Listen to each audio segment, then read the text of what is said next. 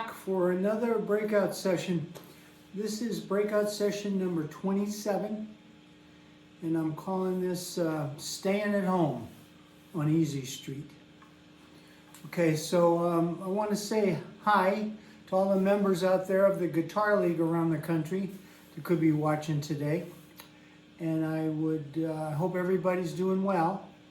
And I hope that if you haven't already, you would subscribe to my YouTube channel and hit the little bell so that we can tell you when we have a next breakout session coming up there. And if you like them, hit the like button. And you know, I always like positive comments. I want to thank everybody for the positive comments I've got so far. So today we're going to kind of follow up a little bit on the last breakout session where we were playing, we did the Big Dipper shape over doing some arpeggios over chords. And I mentioned then that while we could move all over the fretboard, it may be better to stay at home when we're playing. So that's what I want to be talking about today. So I hope I get this message across today that I'm going to be talking about playing in an area, and we're going to call that home. However, home can move to different areas, as you'll see when we go along. I know I've been at jams where there's 10 guitar players and they're all playing exactly the same chords, exactly the same way. So don't be that guy. Today I want to show you where you can play some different voicings of chords, and you can also play over the chord changes all in a little area. And so today we're going to try to we're going to start off between the 2nd and 5th fret here. So we're going to stay in about a 4 fret area. And today, the chords that we're going to learn today, or that we're going to be playing over today, are going to be B minor, G, D, and A. Hopefully you see that there. Okay. So what key are we playing in today? Is that B minor? Well, it could be, but today it isn't. Today it's going to be the key of D. We are going to be playing what's called a 6-4-1-5 chord progression. And then today it's going to be in the key of D. So we're going to be playing the 6th chord in the scale, the 4th chord, the 1 chord, and the 5 chord. And the scale that we're going to use over that is going to be the D scale.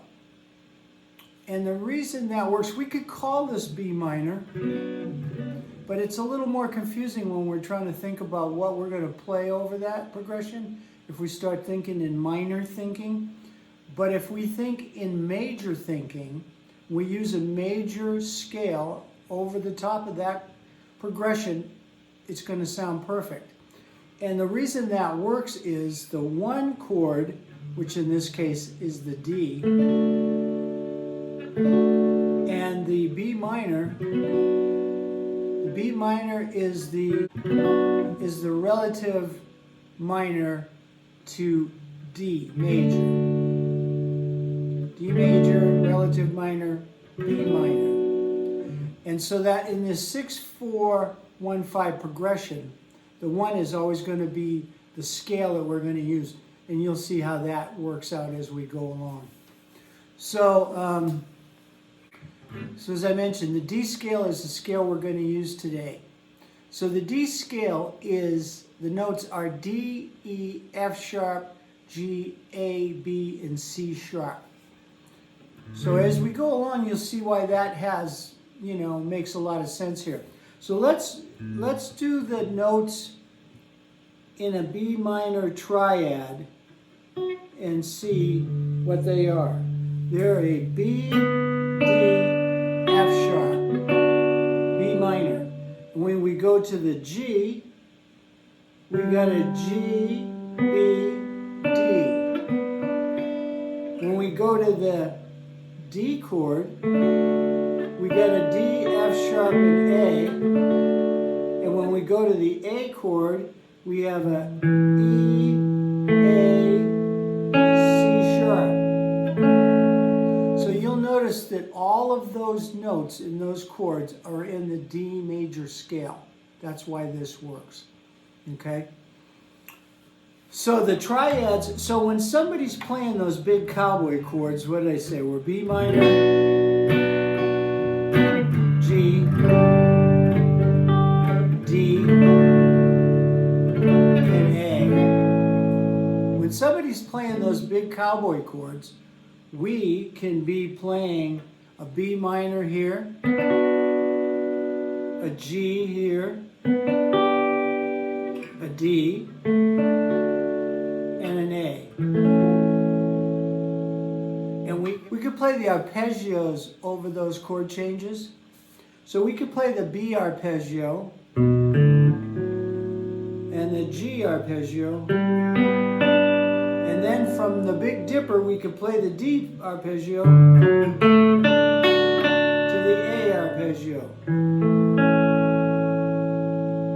Okay, while people are playing those chords. I will admit, there's one thing about playing chord tones over the changes. You have to know the changes. So it's difficult. If you go to a jam and somebody throws out a song that you don't know and you're struggling your way through the song, just trying to figure out what the chords are, I wouldn't start doing chord tones over the top of that. But if you had to take a lead right there, you could probably get into a pentatonic frame of mind and get away with it, because you can play that over almost any chord, so you could get away with that. But as soon as you figure out the chord changes, then you could throw in the arpeggios on top of that. So, okay. So the home that we've chosen so far is in the first 4 frets, as I mentioned. So besides the fact that all of the chords, all of the triads are there, and they're very easy to play, you don't have to move all over the fretboard, there's also a D major scale right under your fingers there, okay? Besides the arpeggios. So we talked about maybe moving our home, okay? So we could come up here to this next 4 fret range up around the 7th fret, and we could play the B minor, the bottom 3 strings on the 7th fret is the B minor arpeggio. There's a G major arpeggio right here. There's a D major arpeggio just above the B minor. And then there's an A right here. So again, we're right in close proximity, 4 frets. To get up there from down in our first 3 frets,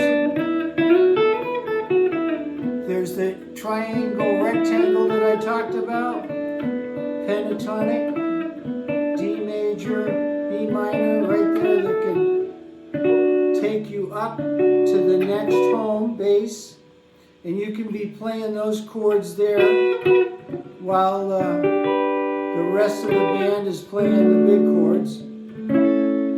And we can move our home again. We could move our home up to the 12th fret, and we could play a B minor in that configuration with a G,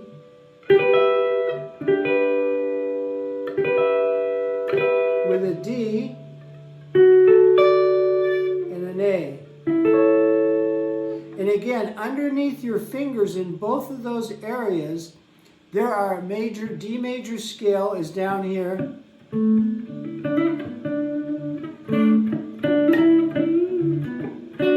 Right underneath that on the 7th fret.